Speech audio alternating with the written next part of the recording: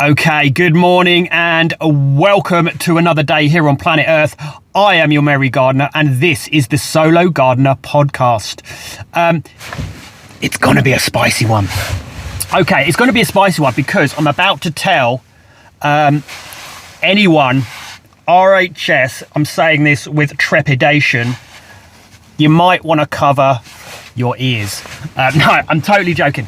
So the title of this episode is, do you feel like an imposter because of your lack of plant knowledge in the garden? I do too. So I don't too much these days, but back in the day when I started out, I definitely had that feeling of imposter syndrome going into people's gardens. Because of mainly the way that I started the industry, I was not purposefully going down that road.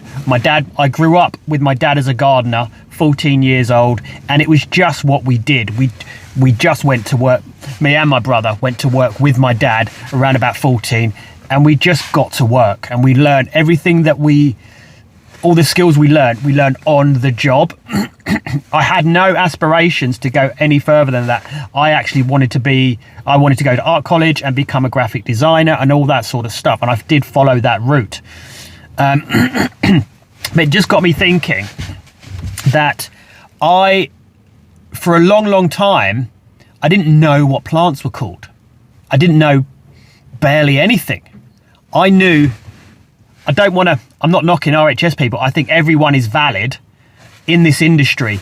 The key thing the key message I want to say is, no matter where you come from, if you're in this industry, the key thing is that you care about people's gardens, regardless of your qualifications. If you are doing a good job for your client day in, day out, week in, week out, or bi-weekly, more accurately, if they're happy with your work, in my book, you're a freaking good gardener. I don't care about your knowledge. You're making that person happy. And you know what? And you should be proud of that.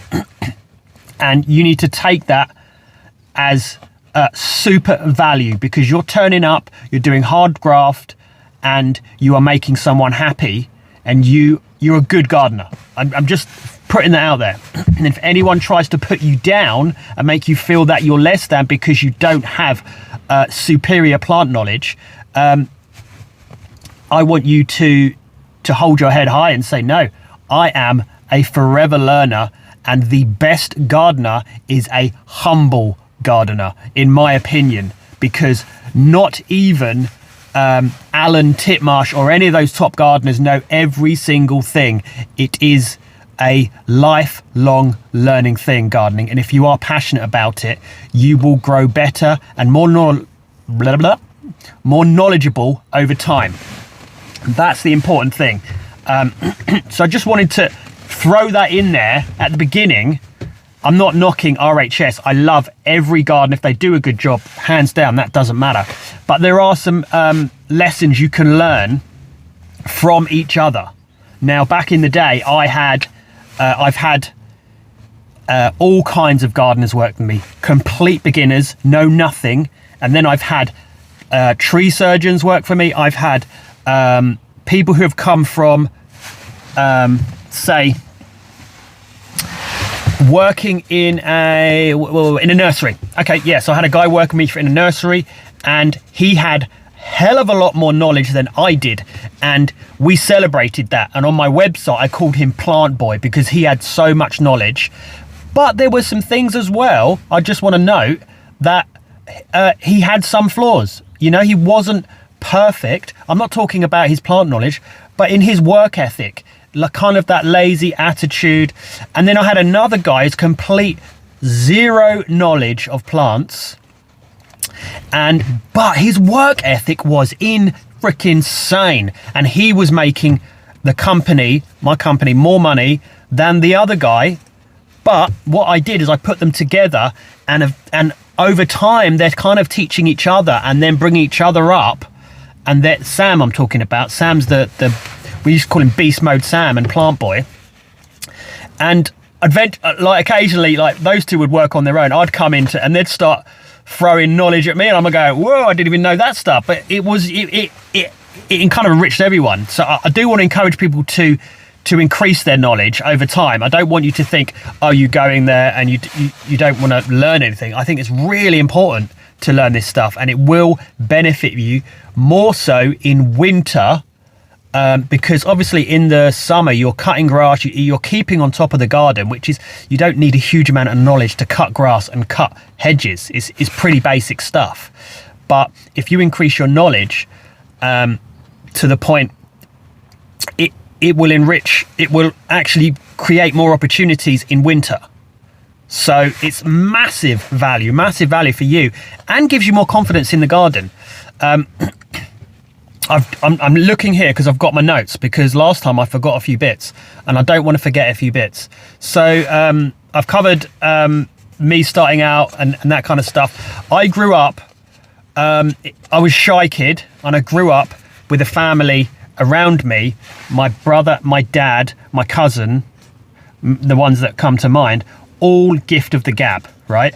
I was super shy. I looked up to these people as super confident, and I always wanted to aspire to that. I think now I'm in my 40s now. I've got completely got over that shyness. But I think that was my desire, to always be them in some ways. My brother, my dad, my cousin, I although they had their flaws, like I kind of feel like I'm kind of in a middle ground. Like my cousin is really gun-ho, and he will just jump into a job not knowing anything, whereas I like that concept. I like doing that, but I would do my research first before, so I would do background research, but then I would jump in. So the example is, back in the day when I had practically, I don't want to say zero, but not a lot of knowledge about plants. I'd just gone out on my own. I'd left working with my dad, and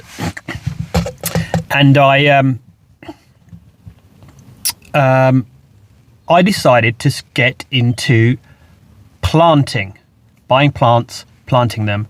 It can be very profitable, so I urge you to learn that stuff, or kind of get into that side of it, because that'll be a really good winter job for you. And someone asked me to plant a row of laurel hedges. At the time, it sounds ridiculous, I know, but I was young. But at the time, I didn't know what a laurel hedge. But I thought to myself, it's one plant. I can search it up and figure it out. So I took all the details down. I knew he knew what he wanted. It wasn't like there was no research on what type of plant. He said, I want a laurel. And for some reason, over the years of working with my pups, I got it into my head that I thought this plant was a laurel. So I think I thought I knew. And then when I researched it, I was like, yeah, I'm getting a laurel. And when I went in to buy the laurels, I realized I'd got it wrong. And now I know what I thought was a laurel was, it's called, let me get the name. I'm rubbish with names. So this is the thing, if you're not very good at remembering names. It's called Euonymus japonica, or its common name is Japanese spindle. I thought that was a laurel. I don't know why. I got confused over the years, and I hadn't really bothered kind of researching, or it didn't interest me at that point, because I wasn't trying to pursue a career. But then when I went off on my own, I thought, okay, I really need to be more confident in the garden. So I'm going to start taking on these jobs and researching. The best way sometimes is to literally put yourself in the deep end. So I went out and I researched, and I figured out what the laurels were, and we had a great job. We planted it. It was client was ecstatic. But that was my first entry into plant buying. And one thing that is quite useful is I learnt that, I don't know, not all gardeners know this, but the best time of year to buy hedging plants is in the winter. That is hugely valuable. And if your client is asking you about hedging, you guide them to winter and you say, look, this is I can do it now if you're desperate, but if you wait till winter, we can buy bare root plants, which are only available in the massive winter gap. You can actually advertise that through the year and stack them up in winter. It's a huge beauty. So just that knowledge alone is mind-blowing. That's why you need to learn over the years. So I want to encourage you to do that, take those jobs on, and it does feel uncomfortable at first because you do feel like an imposter. Another thing is I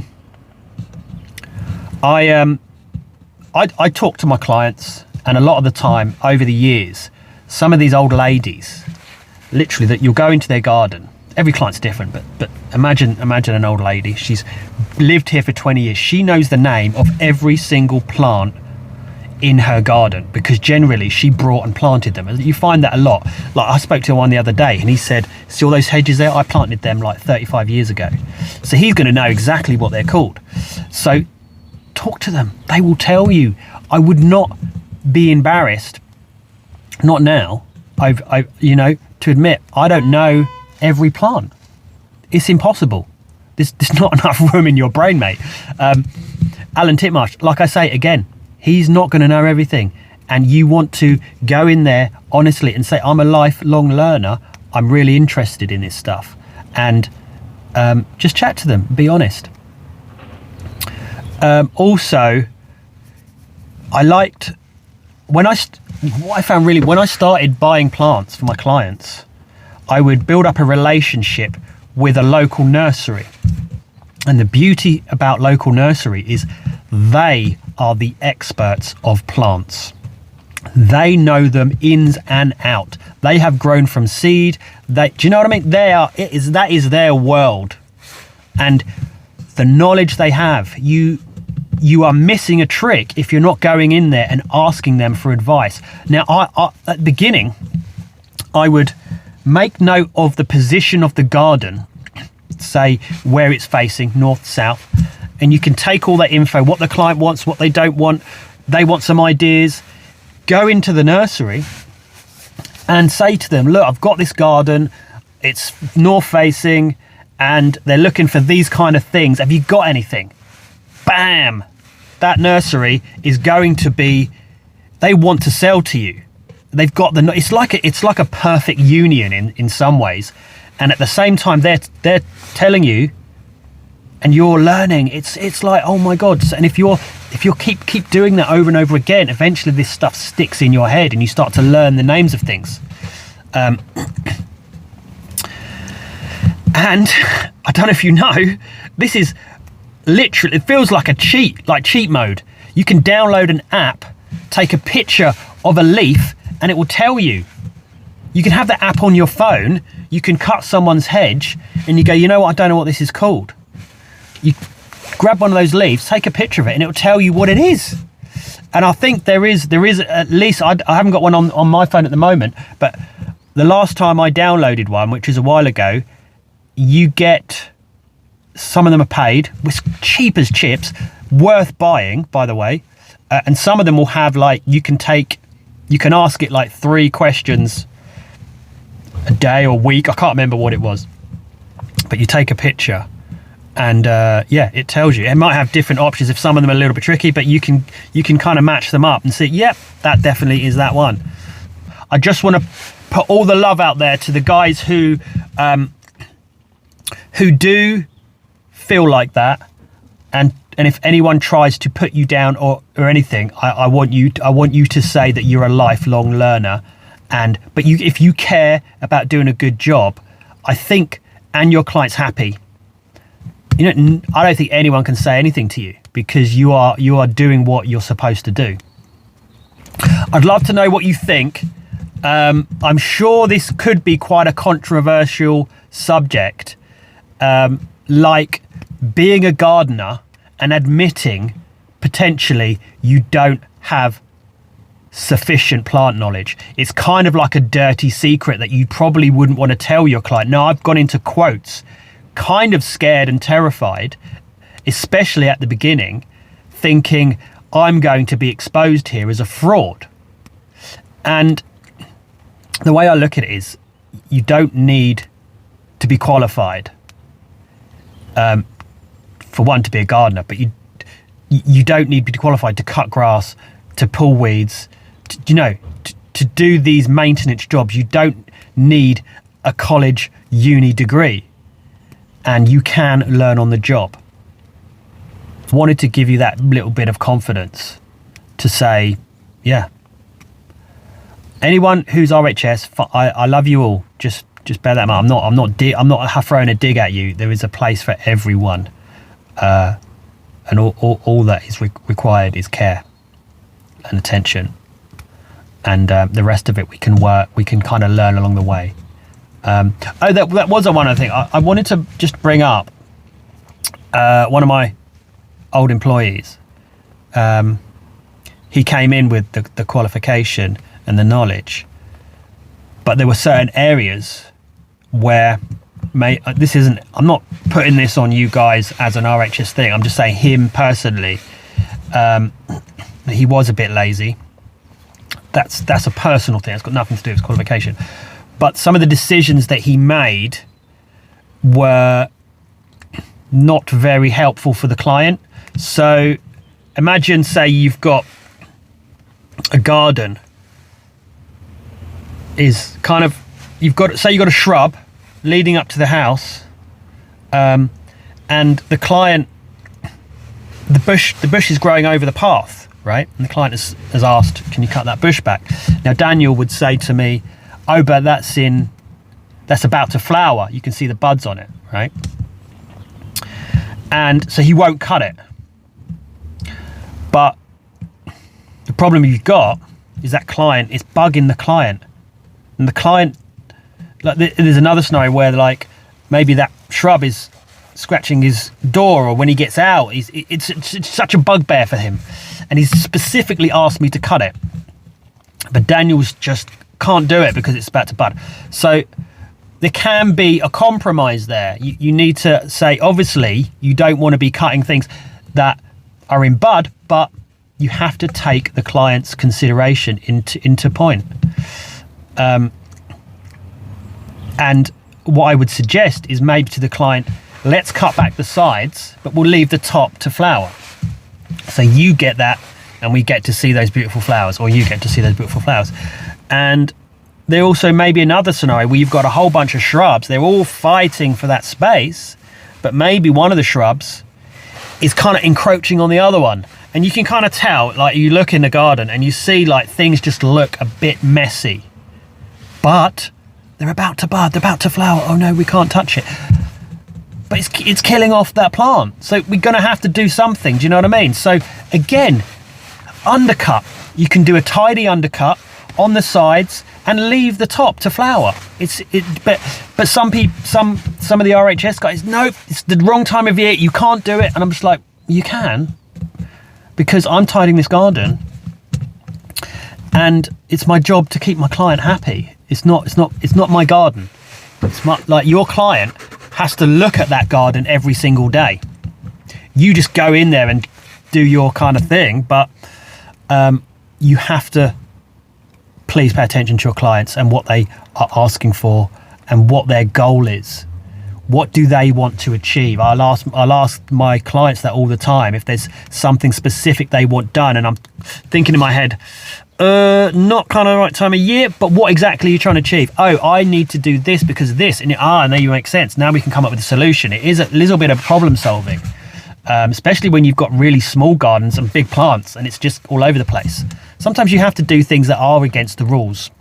If you're in Spotify, I want you to put a cheeky little 5-star on there for me, or yeah, just comment below, tell me your thoughts.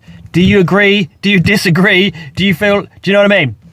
Come at me with all you got. I don't know, but anyway, I will love you and leave you, and I will see you next Monday, because this you'll be listening to this on Monday or after Monday. I hope you have a wonderful day. Take care, people. Bye.